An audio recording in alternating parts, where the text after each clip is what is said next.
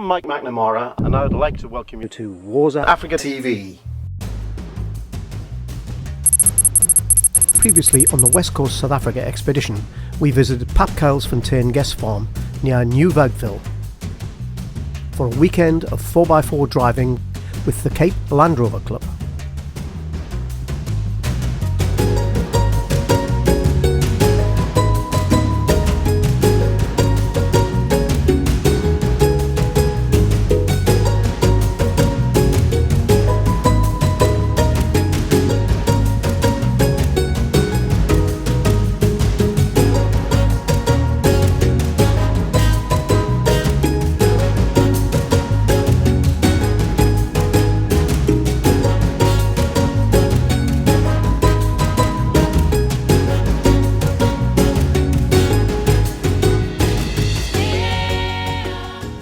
We also went to the Hampton National Botanical Gardens.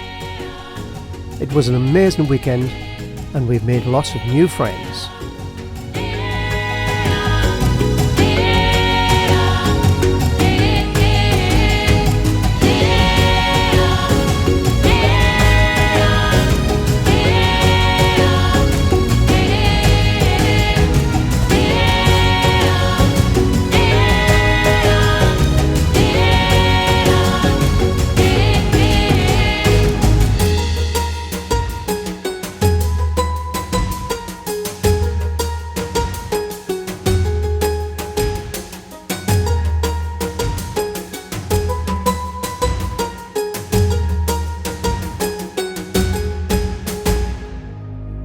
In this episode, we head southeast towards the Karoo National Park in the Western Cape, not too far from Beaufort West and nestled within the Great Karoo.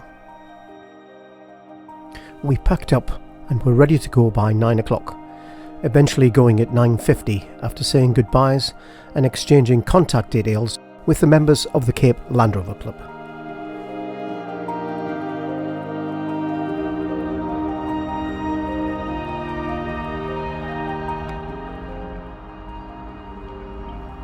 There were long straight roads across to the Karoo and over the T Kloof Pass, some 1,365 metres at the top.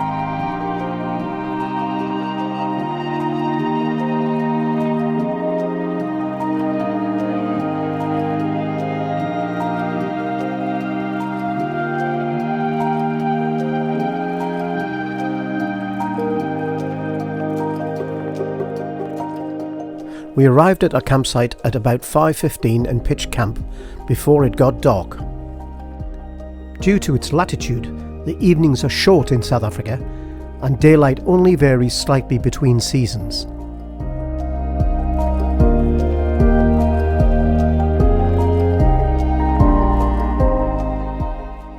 The Great Karoo, known by the Sand People and the original indigenous inhabitants, called it the Land of Great Thirst.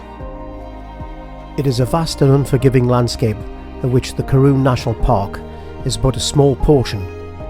Being the largest ecosystem in South Africa, the Karoo is home to a fascinating diversity of life, all having adapted to survive in these harsh conditions.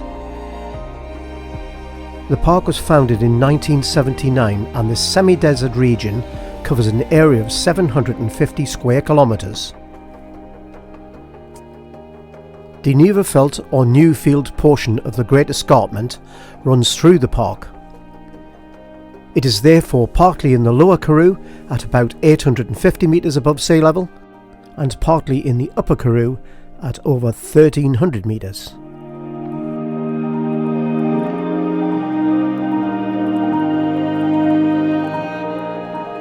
The Karoo National Park is a sanctuary for many animals, including herds of springbok, gemsbok, Cape Mountain zebra and Cape buffalo, to name but a few.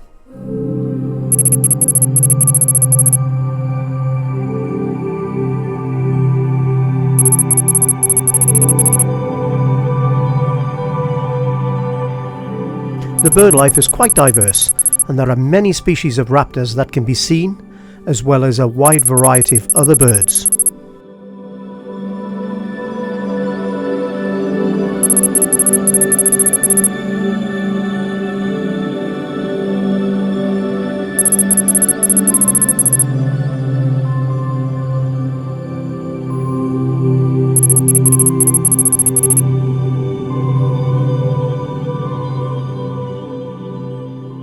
park has some excellent accommodation, including fully equipped Cape Dutch style chalets of varying sizes.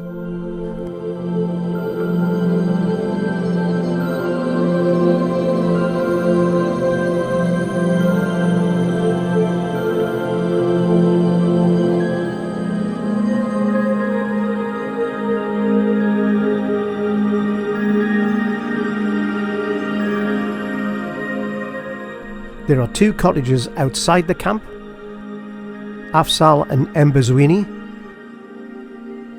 plus there is a campsite with 24 stands that have power and also ablutions.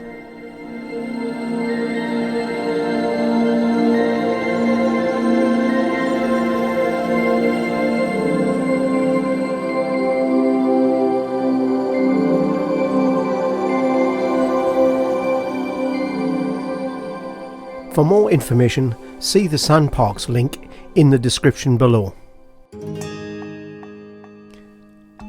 On our first full day, we visited the Oudskeur, or Old Barn Interpretive Centre, renovated to reflect its original form and dates back to the 1800s. The centre has historical displays and information on the flora and fauna of the Karoo, as well as the ecological and cultural history of the park.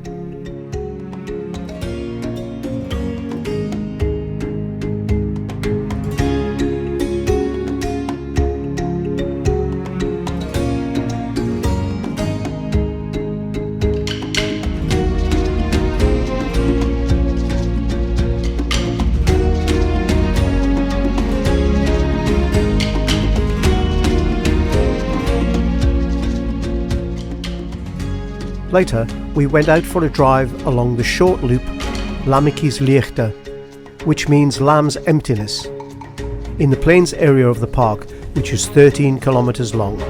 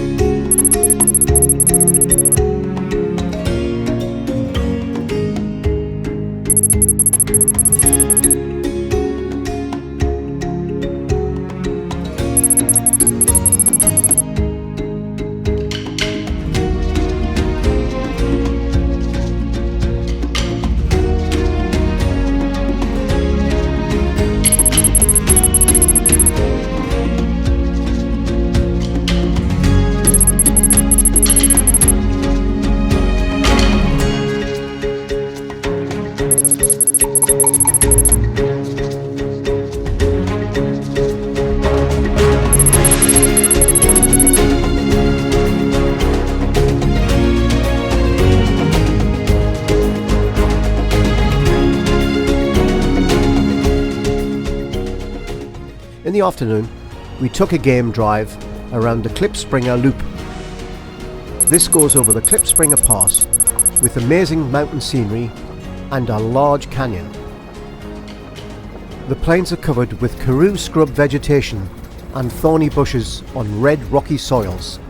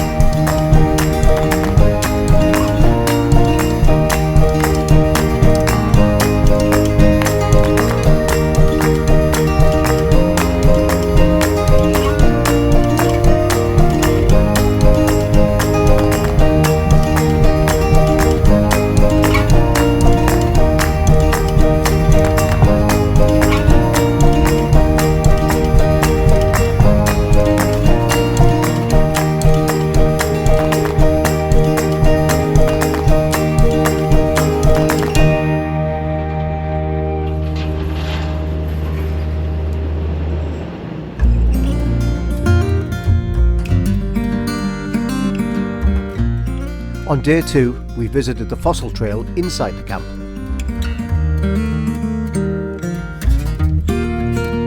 It is a 400-metre long, wheelchair-friendly walk and tells the story of the ancient Karoo by the way of showcasing real fossils from 250 million years ago.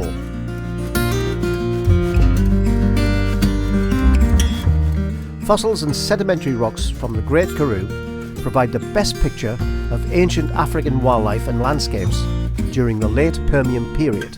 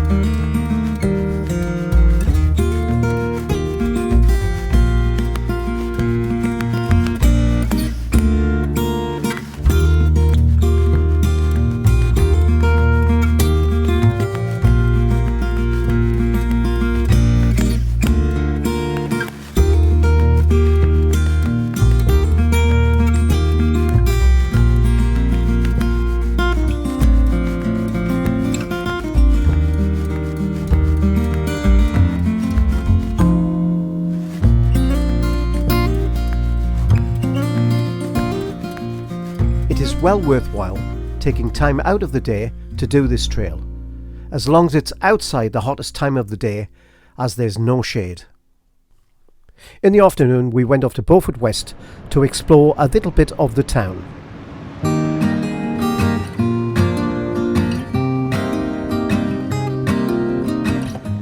Beaufort West, with a population of around 36,000, was the first town to be established in the arid Great Karoo region, and is now the largest town in the area and the capital of the Karoo.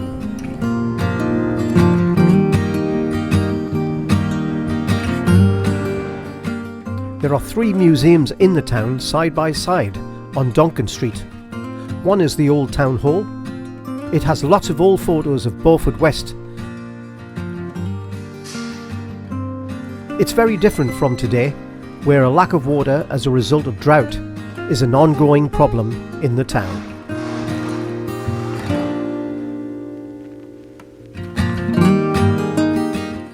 In the main hall, there's a collection of medical instruments which belong to the famous heart surgeon Dr. Christian Barnard.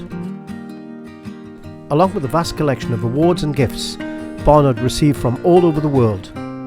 He was the surgeon who performed the first heart transplant in December 1967 at Grote Schuur Hospital in Cape Town. Barnard transplanted a heart into the 54-year-old Louis Washkansky. Washkansky regained full consciousness and lived for 18 days before dying of pneumonia. His pioneering work has led to over 3,500 heart transplants now being performed each year. Barnard retired as the head of cardiothoracic surgery in Cape Town in 1983 after developing rheumatoid arthritis in his hands, which ended his surgical career.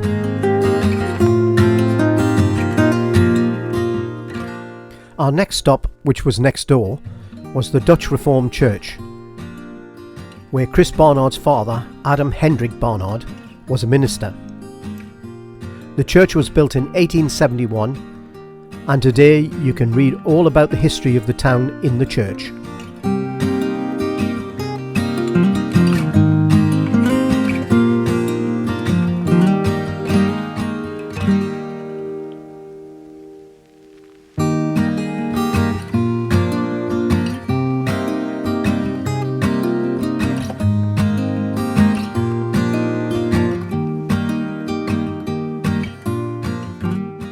Our last stop next door to the church is the house where Dr. Barnard was born and grew up. It's still furnished like a private house, showing what all the rooms might have looked like when he lived there.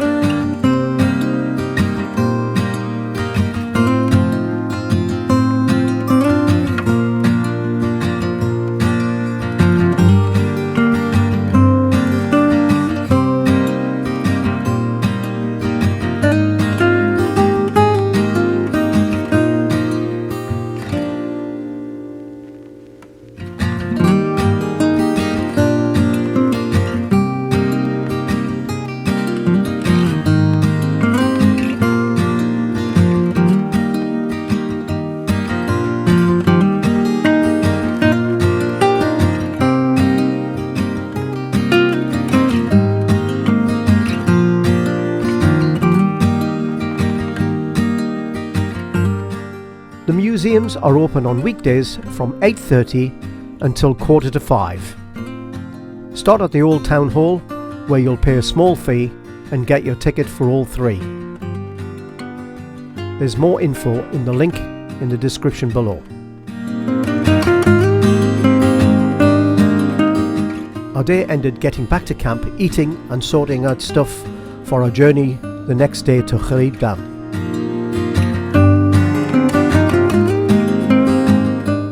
I hope you enjoyed this episode, and if you did, please like and subscribe. This will help us to grow and keep us producing this sort of content. In the next installment, our travel plans are disrupted and it gives us a few headaches. See what happens in episode 6. This is Waza Africa TV.